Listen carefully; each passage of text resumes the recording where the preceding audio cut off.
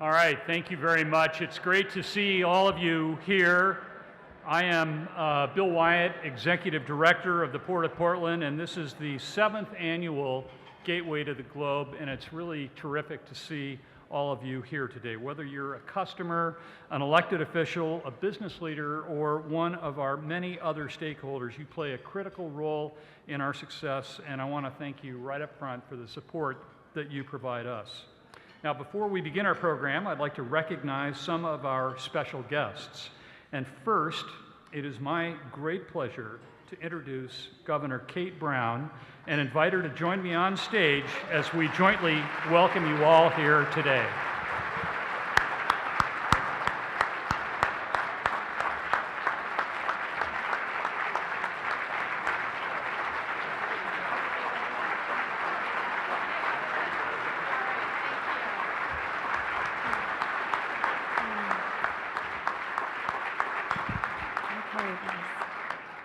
Good afternoon, everyone. It's great to see all of you, and it's great to take a break from my work in Salem. I'm just delighted to see the Port and others have joined together to designate 2015 as the Year of Trade in Oregon. This will connect more Oregonians with the opportunities that global markets offer. I look forward to celebrating and promoting this important aspect of Oregon's economy. I recently announced $300,000 in state investments to help Oregon's small businesses continue to export their goods. This includes a $250,000 work project with small and medium-sized businesses across Oregon to identify challenges they have in common and develop solutions to these challenges. Of the 6,000 companies that exported last year, 5,300 were small or medium-sized businesses. The project will deliver a list of recommended solutions to the 2016 legislature that will assist these businesses in accessing, maintaining, and growing their international customer base. The fund will also include $50,000 to help resume air cargo service between Oregon and Asia. As airports and seaports remind us, with each takeoff and landing and with each port of call, we are not alone in this world. And when it comes to making Oregon a better place for all of us, our progress depends on collaboration at every single level. To Bill Wyatt and his incredible staff at the Port of Portland, thank you for your continued and dedicated support of farmers, businesses, and Oregon residents from across the state. Yay!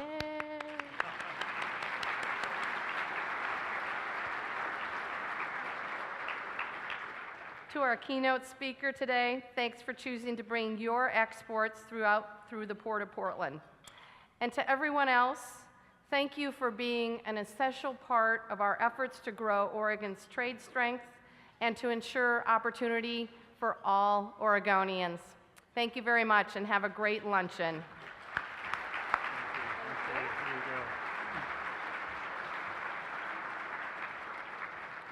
So I had the good fortune to see Governor Brown about 2 days into her term at Chinese New Year, and she wasted no time in asking me for the one gift that everyone in Oregon wants. And so today, it is my great pleasure to give you an actual piece of the carpet at PDX. I'm pretty sure it's been cleaned, but I'm not entirely positive. And a growing basket of other incredible carpet paraphernalia that is setting all-time retail records at the airport. So, thank you very much. Thank you. You better not be in the Grand Marshal. That comes later. Governor just said that she's glad she's not having to compete with the carpet for Grand Marshal this year, which I can appreciate. So we have another a group of elected officials with us today, and we've listed your name on the slide, and I'd like to invite you to all stand and be recognized. Thank you very much.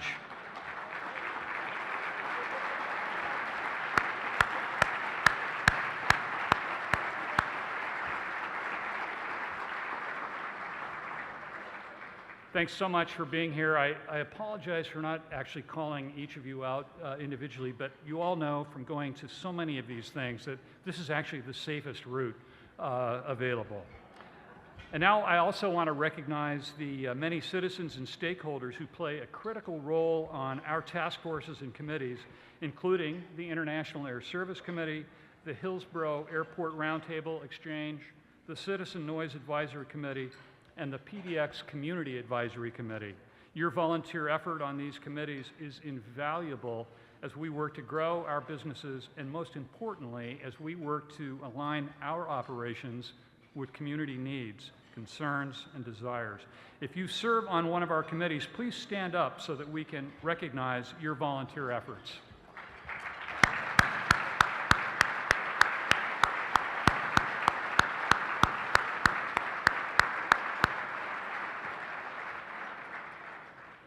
I also want to introduce my employers, the Port of Portland Commission, many of whom are with us today. First, Commission President Jim Carter, Vice President Paul Rosenbaum, Secretary Diana Daggett, Commissioners Tom Chamberlain and Linda Pierce. Thank you all very much for your great service to the Port and to our community.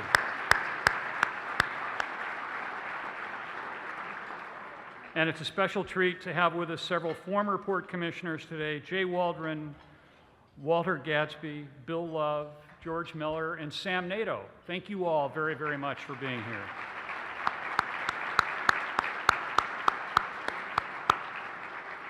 Now, at the end of the program, we'll be drawing names for some excellent giveaways, including 2 tickets from Iceland Air. So be sure to drop a business card in the bowl at the registration area before the end of our program today. And I might add, you got to be here to win. So no one goes home empty-handed. Each of you have received a copy of Jerry Frank's latest book on what to see, do, and eat in Oregon. And I might add that the author is with us today, right over here, Jerry Frank. Jerry, thank you so much.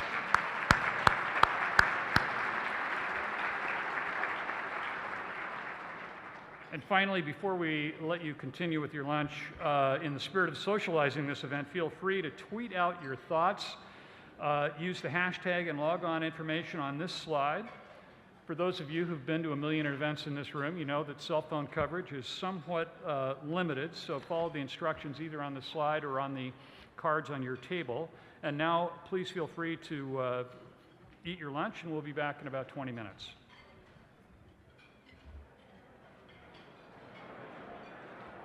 All right, greetings, and I hope you're enjoying your lunch. So just to be sure that we keep the program rolling, please feel free to continue eating your lunch. But now I want to begin with a topic that has drawn the most attention to us over the course of the past year. Whenever I speak to civic, business, community groups, or customers, there is something near and dear to their hearts that is the first thing they ask me about. So let's roll the video.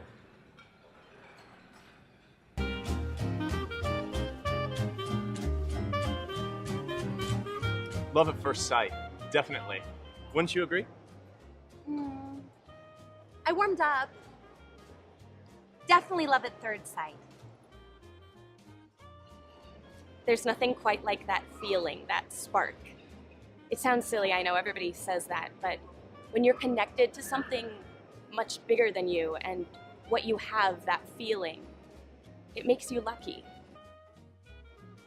I think they're asking about the first time. Oh, I remember it like it was yesterday. It was 23 years ago. 25 years ago. 25 years ago, we happened to be traveling on the same flight to Portland from Chicago. Denver. From Denver on Delta Airlines. United. How do you remember that stuff? Oh, just tell your story. It had been an affair of the heart, une histoire d'amour. You only get one of those in your life. Maybe a second if you're lucky, but it's never the same. And God forbid you make comparisons. She's the prettiest, quirkiest thing I've ever seen. It's like home. Reminiscing like this makes me sad. Why? One day we'll have to say goodbye. No, my dear, we won't. With all the paraphernalia you bought, we won't ever be saying goodbye.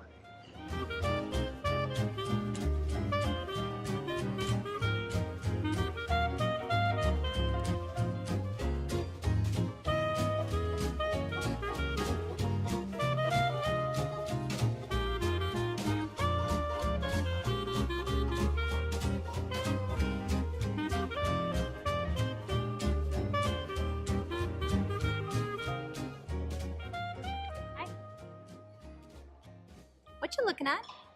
Nothing.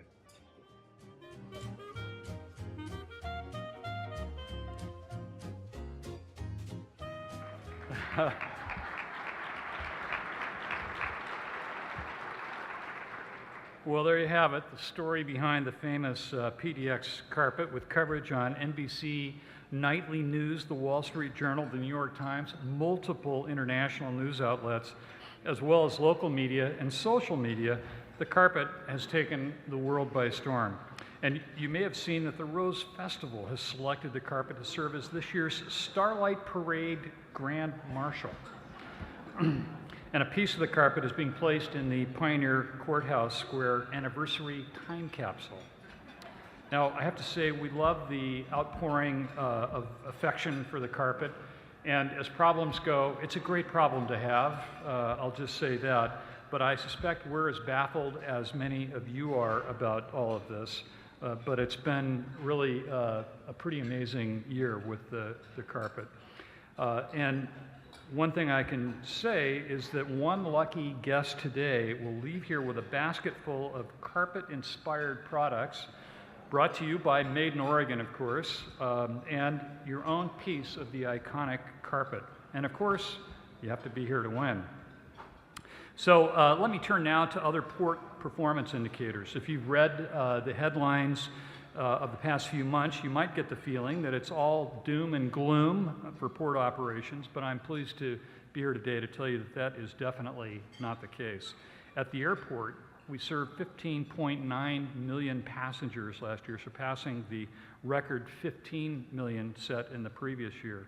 We've added new international service to Guadalajara, Puerto Vallarta, Los Cabos, Reykjavik, and Frankfurt. We've added new nonstop service to 11 domestic destinations, and air cargo volumes have increased by 4.2%. At Hillsborough Airport, we've added a new runway, and we're doing a new master plan for the Troutdale Airport. Our commercial properties division posted 168 acres in sales, options, leases, acquisitions, or properties under development, including Capstone's new PDX Logistics Center, which has added 491,000 square feet to the region's industrial logistics facility inventory. Environmental projects, such as repowering the Dredge Oregon, lighting fixture upgrades and retrofits at our rental car quick turnaround facility, are reducing emissions, saving energy, and saving water. Port programs continue to build strong connections with our region's environmental, education, and small business organizations. They bring innovation to environmental programs, build the workforce of the future, and ensure small businesses have access to opportunity. We also work in cooperation with PDX employers and employees serving the airport to ensure that it remains America's best.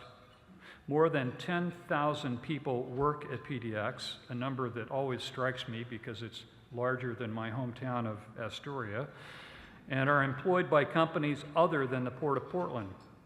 We're seeking ways to enhance the quality of working conditions for those employees and to address many of the issues raised by labor groups. On the marine side, recent headlines haven't told the story of our non-container-based business. The port is proud of the diversity of the products and commodity types handled at our marine terminals, for example, grain, autos, bulks, and break bulk operations. represent about 90% of overall marine volumes at our 4 terminals. In fact, 2014 ended up being the 5th highest tonnage year of all time. Overall import and export tonnage was up 8.1%, with mineral bulks and grain leading the pack at 10.4 and 23.8% increases, respectively. Autos were down slightly, even with the infusion of Ford exports, and you'll hear more about that from our keynote speaker. Break bulks, handled largely out of Terminal 2, were down about 10.5%, and as you would expect, containers were down by 7.6%. I want to take just a minute to address this last category.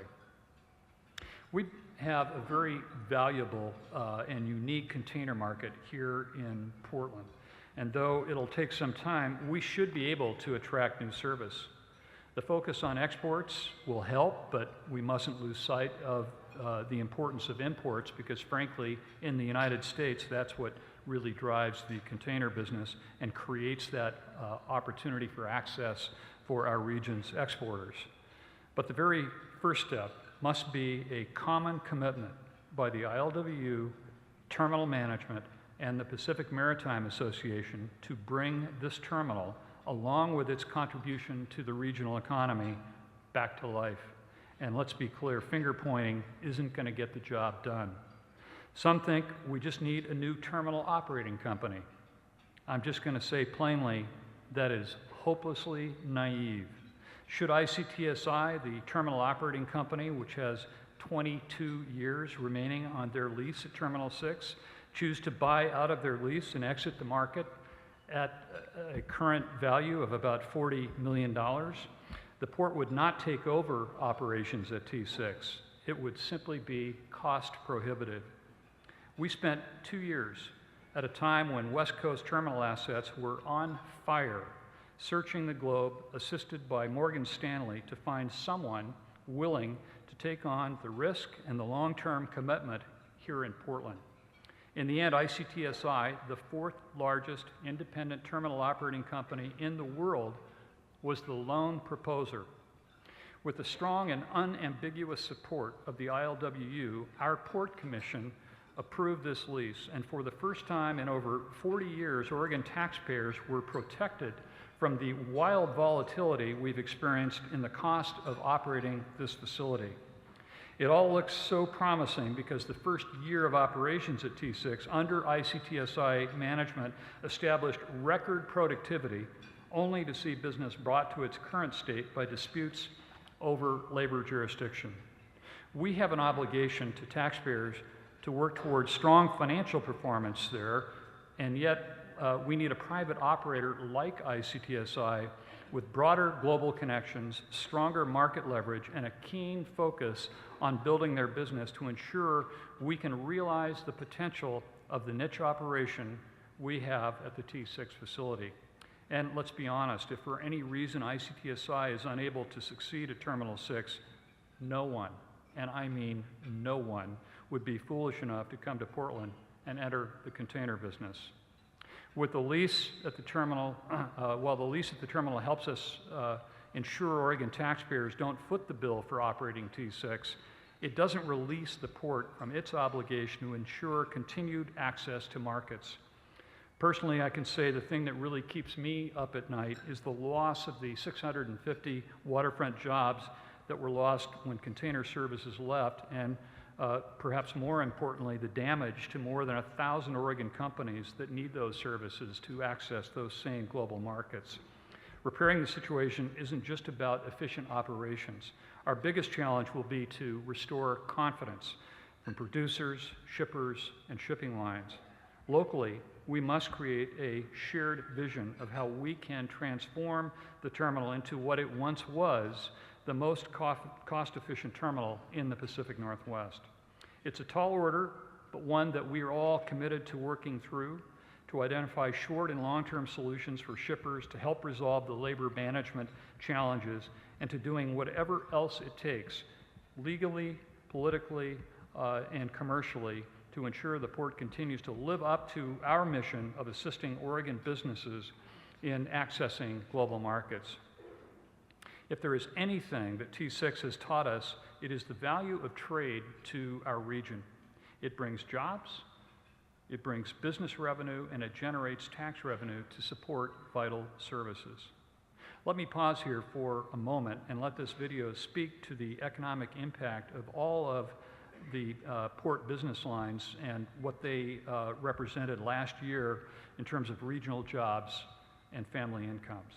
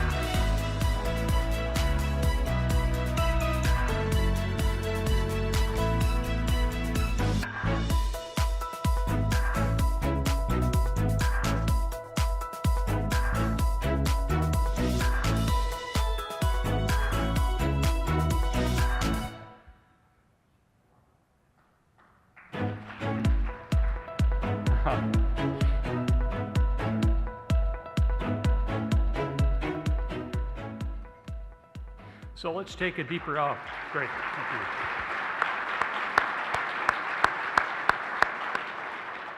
Let's take a deeper dive into the issue of international trade and its role in economic vitality. Why does it matter?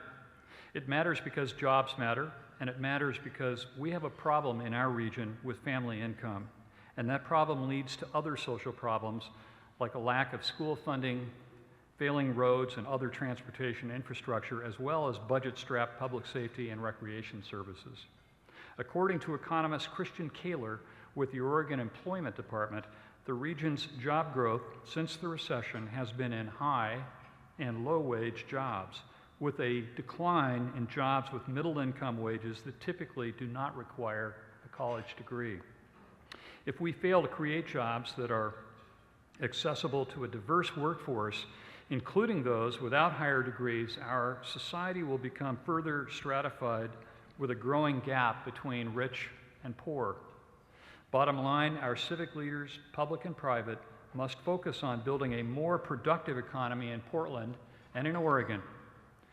You've heard it from me before, except now there are many more voices who've joined this chorus. International trade is one of the ways we can build our economy. It is one of our region's strengths, but that strength must be maintained and grown.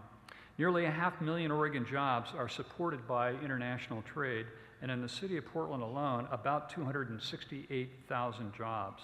According to the Brookings Institute, for every one traded manufacturing job, 3 additional jobs are generated. Many trade-related occupations provide a great opportunity for those lacking high school or college degrees.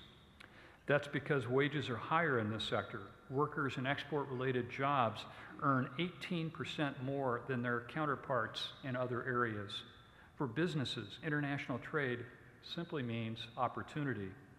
With 83% of global economic growth and 95% of the world's consumers living outside the U.S., we must ensure that Oregon companies have the know-how, the right policy climate, local support for facility expansions, and the capabilities to access growing and emerging markets in order to grow jobs here at home. You'll hear more about what exports have done for one of America's most iconic manufacturers in just a moment, but I want to focus our attention on small business impact as well. More than 88% of Oregon's 6,000 exporters are small and medium-sized businesses.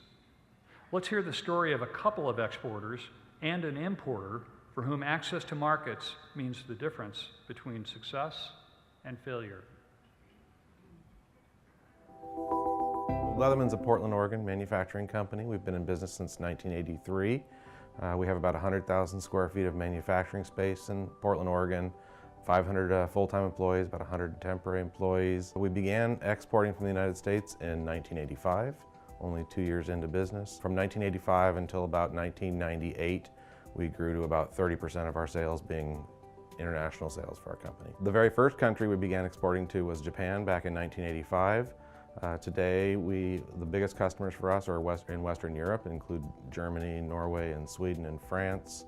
Outside of Europe, we also have major markets in Australia, South Africa, and Japan, still one of our biggest customers today. I would directly attribute about 30% of the jobs we have here in Portland to be supported by international markets, so between 160, 180 jobs here are a direct result of international business. Glacier Tanks started in 2006. We import tanks from overseas for the brewing industry, distilling industry, storage tanks for the wine industry. We actually, in 2005, made trips overseas to Asia, and 2006 was our first importing. Our primary sales area is United States, Canada, Mexico, but currently we're now selling worldwide. We have shipments going to Japan, Norway, Australia, South America, Brazil. Very huge change. We have gone from a small company with less than 300,000 in sales up to multi-million-dollar company in just a very short time. We've increased just from a few employees. Now we have currently 13 employees in Portland. And right now we're looking to hire several more.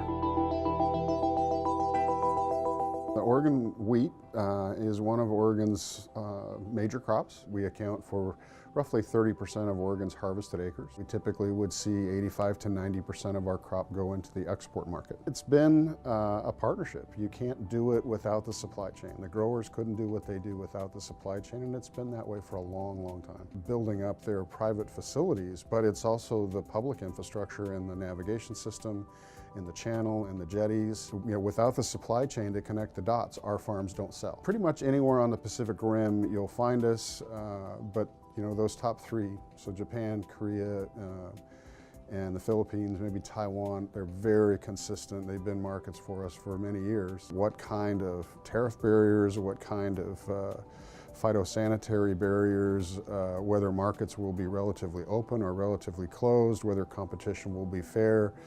So, the trade agreements do have a large bearing on whether we can compete at arm's length, fair and open with growers from other countries.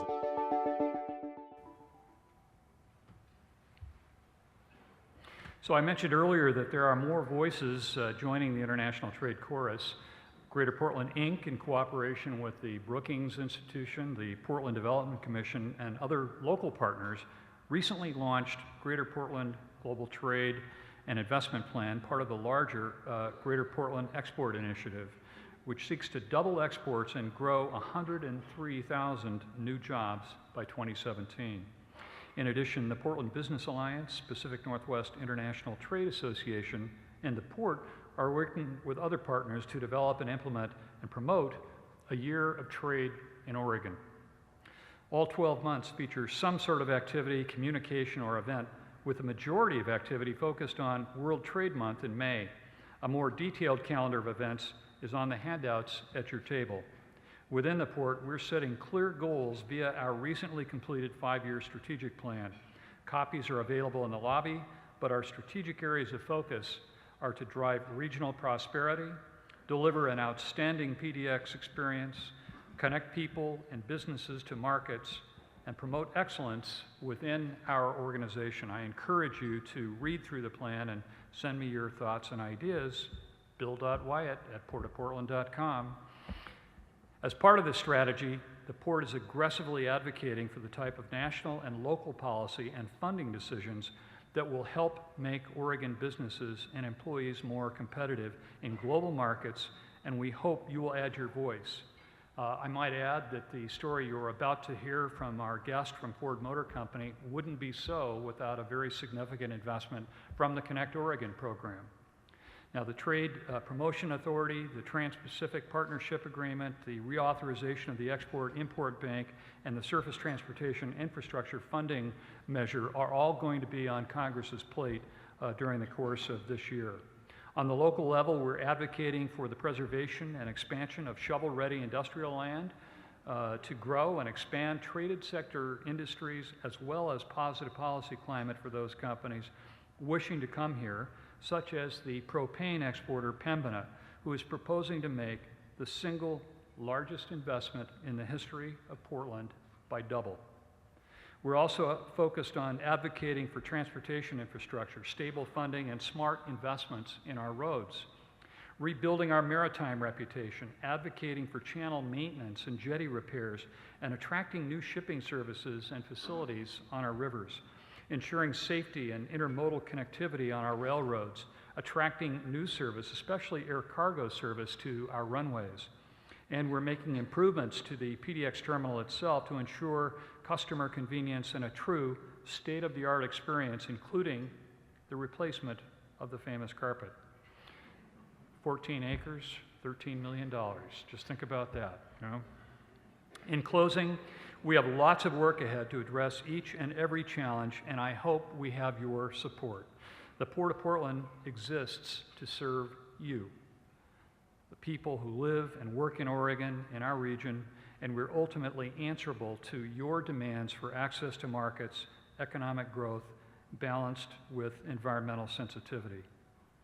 Through our focus on the needs of each and every customer, bringing a sense of service, stewardship, collaboration, innovation, accountability, and accessibility to every interaction, we strive to ensure our actions are aligned with statewide needs, expectations, and values. As the state's gateway, the Port aims to make a true difference in the lives and livelihoods of others and to guarantee that the benefits of the global marketplace continue to enhance the quality of life in the place we all call home. Thank you.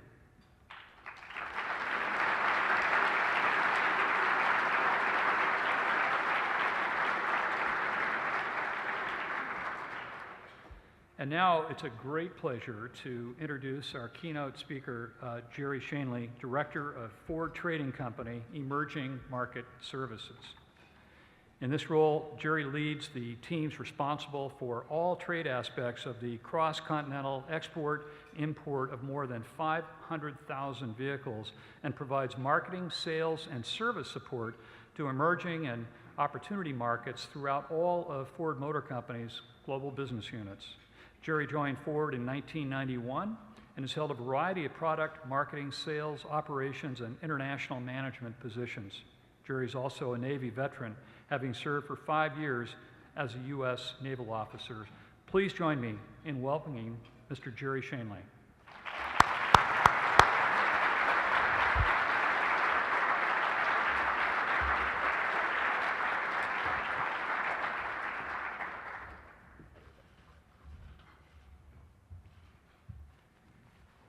Well, it's great to be able to join you here today, and we're delighted that Ford can be part of this conversation. It's my honor to be with you as part of this distinguished group: Governor Brown, elected officials, regional, local business leaders, neighborhood associations, and special guests. As the topic of the title of the meeting denotes, Gateway to the Globe, Ford has certainly made its top priority global growth. As our vision continues from the original, give them a minute for the slides there, one back. I have to show you the Henry Ford. There we go. This is a print ad from the 1920s, and as it denotes the compelling vision of Henry Ford to open the highways to all mankind, making mobile accessibility to everyone. Today, that vision is captured in our Go Further brand promise. To deliver on our vision, our One Ford plan to serve customers in all markets with a full family of vehicles, small, medium, large, cars, trucks, SUVs, each one delivering great fuel economy, highest quality, safety, smart design, and value. Our One Ford plan is built on a compelling vision, comprehensive strategy, and relentless implementation. After 8 years, our One Ford plan continues to deliver. It was developed under the leadership of Alan Mulally, and we are now focused on increasing the pace of progress and delivering product excellence and innovation in every part of the business under the leadership of our new CEO, Mark Fields. Today, we are serving customers with innovative new vehicles guided by our passion for product excellence. Our F-Series, those trucks are a great example of our innovative work. For 37 years, F-150 has been the leading #1 vehicle for helping millions of Americans get the job done. The reason is simple. We know truck customers better than anyone. We anticipate their needs and deliver. And sometimes delivering that kind of innovation requires breaking conventions. Keeping our truck the most capable and tough truck in the market is one of our top priorities. So who would have thought that we could engineer 700 pounds out of a truck and make it even more capable and tough? We delivered that through the use of advanced materials, including the industry-first use of aluminum in the body and frame of the all-new 2015 F-150. Reducing the weight of the vehicle provides many benefits. Most importantly to customers, it allows us to provide even better fuel economy on those vehicles. Ford research scientist Pete Friedman and his team have been working on advanced materials for 25 years, including our legendary Ford GT supercar. Perfecting aluminum manufacturing in the auto industry, now those lessons have been applied to the F-150. And not only did this make business sense, but the move contributes to our blueprint for sustainability strategy, which was developed by our chairman, Bill Ford. That makes product emissions, better fuel economy, and a more sustainable world a key part of our business plan and of all of our product programs. Another example of our commitment to innovation can be seen through the proliferation of Ford Sync. Ford was the first automaker to identify the trend and anticipate skyrocketing growth in smartphones and the important role connectivity would play in people's lives. Working with leading tech companies, we introduced Sync as the first in-car connectivity solution in 2007. And we made it available on our affordable small cars, defying the industry convention of saving new technology for high-end and luxury vehicles. We've now produced more than 10 million vehicles with Sync, and they're available in more than 37 countries around the world. The success of the One Ford plan requires all company stakeholders work together as one team. Everyone is included, participates, and understands every element of the plan as we leverage Ford's global assets. The Ford Trading Company, or FTC, is a key part of delivering that goal as we increase the number of vehicles we are shipping across business units worldwide. So what does the trading company do and why is it important? Well, the trading company was established in 1988 and assigned the responsibility for homologation, shipping, and logistics, initially for about 50 small markets around the world. We now service 140 markets, including China, India, and all of Europe, for cross-BU finished vehicle logistics and shipments. Some other areas that we're involved in, we have a single ordering system for all of our production sources around the world. We manage customs documentation and tracking. We oversee port operations, homologation, quality operating systems. In deep sea logistics, it's freight forwarding, vessel booking, and tracking of shipping. We also have a finance arm responsible for vehicle financing coverage, dealer drafting, invoicing, insurance, and duty coordination. FTC handles 98% of all of Ford's cross-BU shipments. The volume increased over the past decade from about 220,000. We're over 500,000 last year. We're headed to over 1 million by the end of the decade.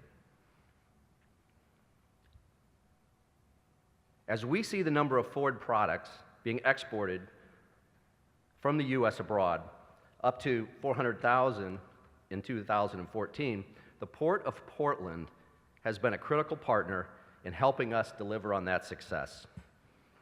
In January of 2012, the MV Morning Caroline was loaded, the port's first shipment of exports on vehicles since 1988. The shipment arrived at Auto Warehousing Corporation, AWC, and some members of their leadership team are with us here today. Ship arrived at facility at Terminal 6 with a delivery of Hyundais and left carrying Ford vehicles bound for South Korea. Among the Ford vehicles being shipped was the Ford Fusion Hybrid, the first Ford hybrid vehicle to be sold in Korea. The hybrid was among 6 all-new vehicles being introduced into Korea in 2012. And all the vehicles shipped to Korea from North America were shipped through this Port of Portland.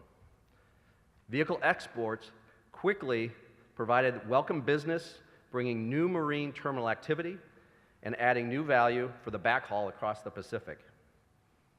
Success of our new export program led us to explore other potential export markets, including China.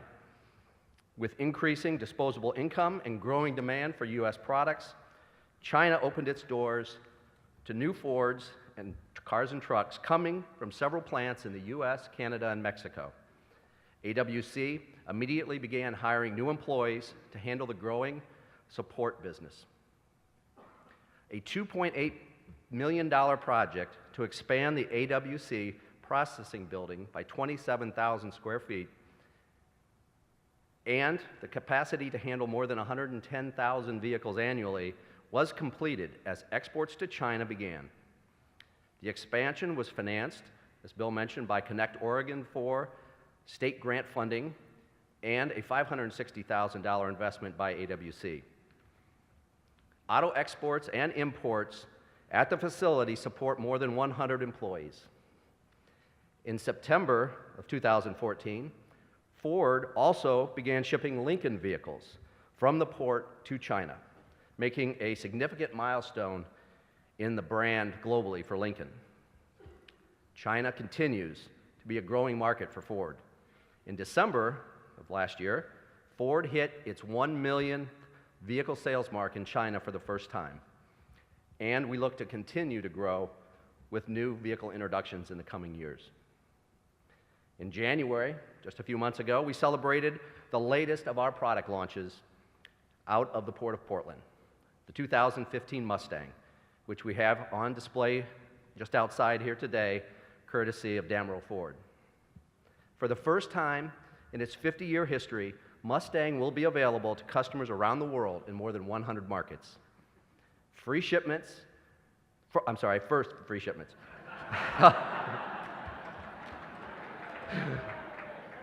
First shipments are already on their way to Asia, coming through Portland, and will be shipping into Europe later this year. We have a short video to tell you about the Mustang.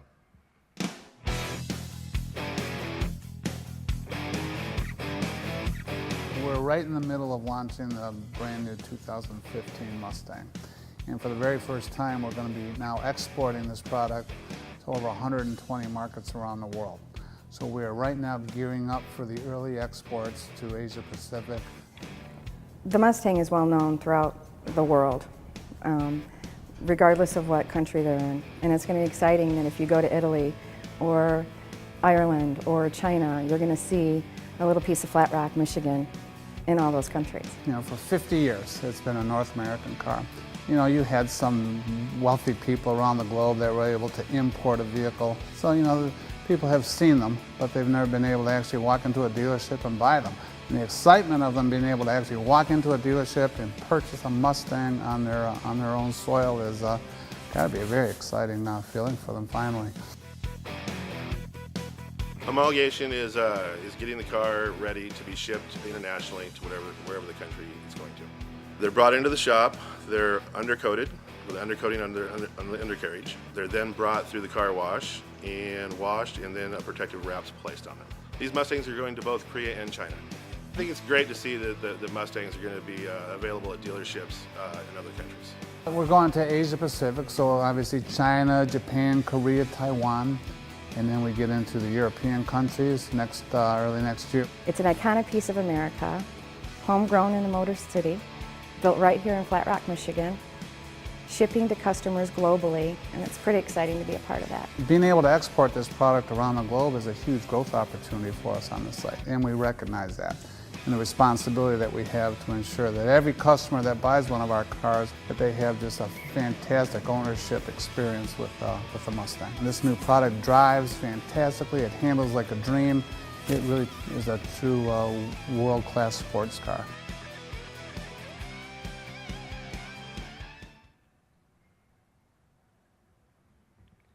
We're excited to have the Mustang shipping across the globe, and we thank the Port of Portland for all their support and collaboration as we continue to globalize our vehicle lineup. At the conclusion of the event, I'll be outside next to that beautiful Mustang if anybody wants to chat further. Thank you very much.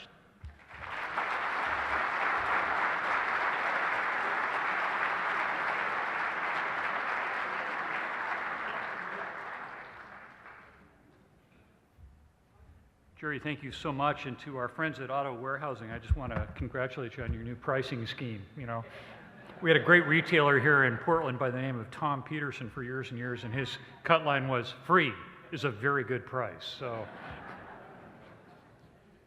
now it's my great pleasure to introduce the Commission President, Jim Carter, who will hand out the Port's Compass Award. Jim?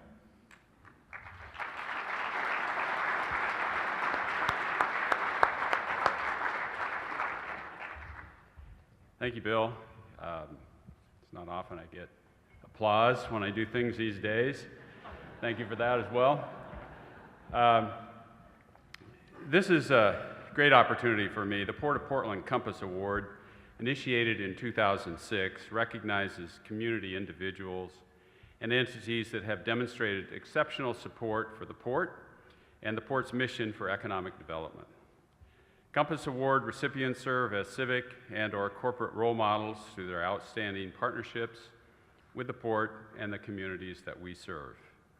It is with great pleasure that I announce this year's Port of Portland Compass Award recipient, John Mullis, Executive Secretary of the Oregon State Building and Construction Trades Council. Thank you.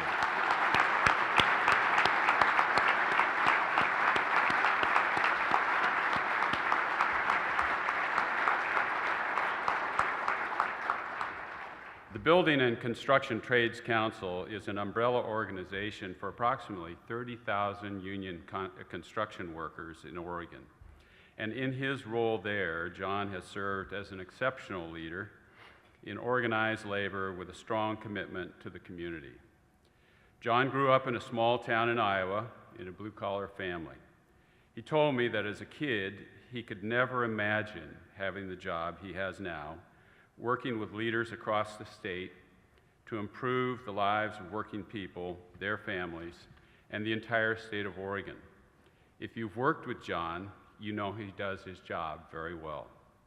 John has served on the Portland Development Commission, the Community Investment Initiative Leadership Council, the Workers' Compensation Management Labor Advisory Committee, the Industrial Land and Brownfield Coalitions, Greater Portland, Inc., and the State of Oregon Energy Facility Siting Council, as well as numerous other boards, committees, and advisory groups. John is an effective advocate for economic development, knowing that building infrastructure creates good jobs that help families improve their lives. His vision and balanced perspective have helped the Port of Portland achieve its mission, and it's often been John's unifying voice that has brought about desired outcomes. We would like to recognize and thank John for his service to the port, the community, and the state of Oregon. John, will you come up?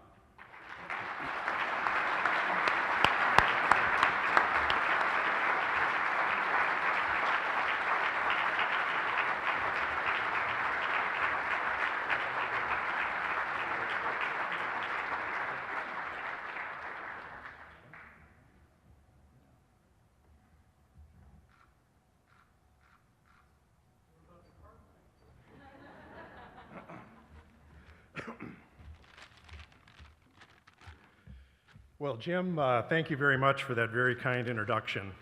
And I must admit that I was more than a bit taken aback when Bill called and gave me a heads up that this was going to happen. It's a great honor. In all honesty, I would have to say that I think a lot of the credit for this award goes to the organization that I'm proud to represent, the Building Trades. We have a long history of successful partnerships with our union employers. We're just emerging from the worst downturn in the construction industry since the Great Depression. For 6 years, we faced staggering levels of unemployment. And at the same time, our defined benefit pension plans were taking a beating due to the downturn in the stock markets. So we got together with our employers and said, how are we going to survive this? How are we going to collectively work together to make sure that when the construction market rebounds, we emerge as a strong, safe, well-trained, and efficient industry. And I think we've done that. And so I want to give great thanks to my affiliated local unions and our signatory employers. I've really enjoyed working with Bill and his team at the port over the past several years on policies and projects that will make a positive impact on workers and their families. And we're really proud to work with our contractors, with other unions, with businesses and with business associations to help move forward good projects like the Pembina proposal at T6. Working together, we can ensure that workers have the good jobs that they need to sustain themselves and their families and rebuild the middle class in our great state. Thank you. It's a privilege.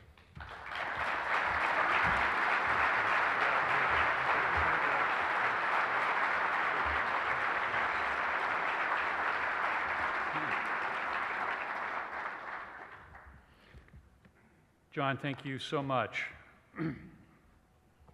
So gotta catch up with my agenda here. All right, here we go. So before we move on to the conclusion of the program, I do want to thank the people who appeared in our videos today. First, Ben Rivera of Leatherman Tool Group. Thank you so much for being here. Yeah.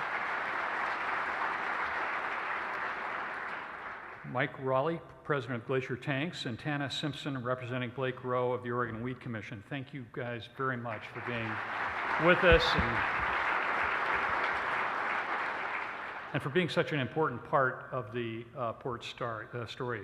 Now I want to ask Liz Johnson, Regional Sales Executive for Icelandair, to come up to help draw the name of the winner of our special gift today. And as I said earlier, got to be here to win. And while she's working her way up here, I think we have a very special gift. I'm kind of looking around. I can't see anything here. A basket filled with PDX carpet paraphernalia and an actual piece of the iconic carpet. It's making its way up here.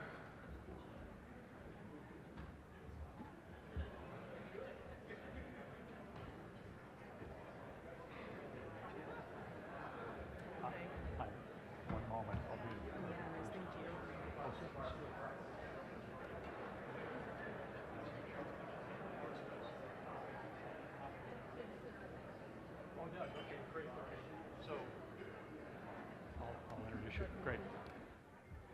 All right. Please welcome Liz Johnson from Icelandair.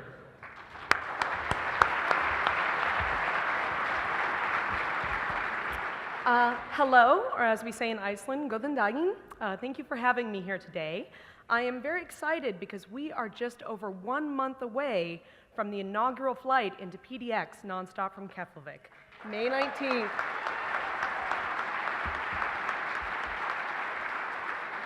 As I'm sure everyone in this room is aware, Portland is a fantastic destination. We believe that our European flyers believe the same, and this is also a city of explorers. So we're very happy to be able to carry the local residents of this area not only to Iceland, our home country, but beyond to our over 20 destinations, particularly strong in Scandinavia and continental Europe. So thank you. And now I feel like, are we ready to do some tickets? Okay. All right. Not biased. Do you want to read it? All right. Greg Sundberg, Managing Director, Public Finance Group, Merrill Lynch. I'm going to guess it's that guy.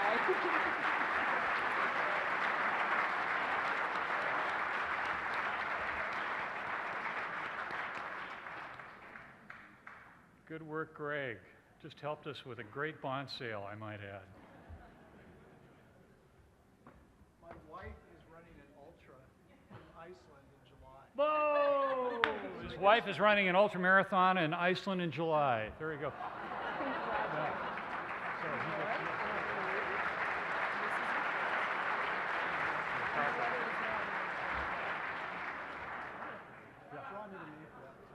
What? You sure?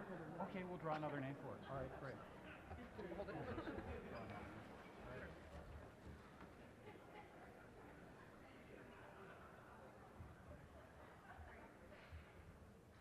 Nakengi Harmon Johnson from the Urban League of Portland.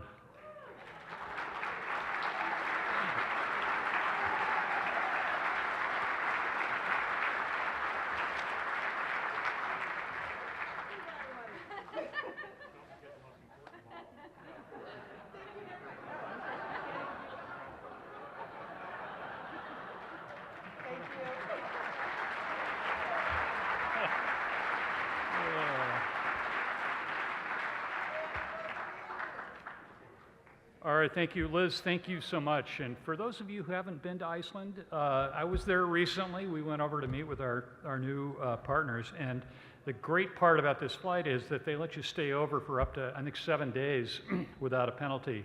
And you can spend 7 great days in Iceland. There's a lot to see. It's a terrific place. We're so excited to have them with us.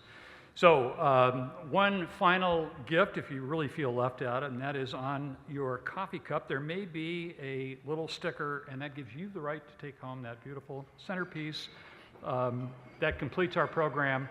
Thank you so very much for being with us. See you next year.